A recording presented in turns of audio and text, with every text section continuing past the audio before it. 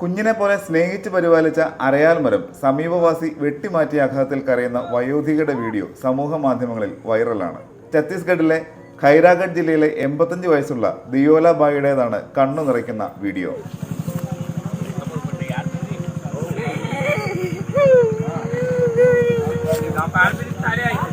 തന്റെ ഗ്രാമമായ സാറാഗോണ്ടിയിലെ വീട്ടുമുറ്റത്ത് 20 വർഷം മുമ്പ് ഇവർ നട്ട അരയാലാണ് സമീപവാസി തന്റെ കൂട്ടാളിയുമായി ചേർന്ന് വെട്ടിമാറ്റിയത്.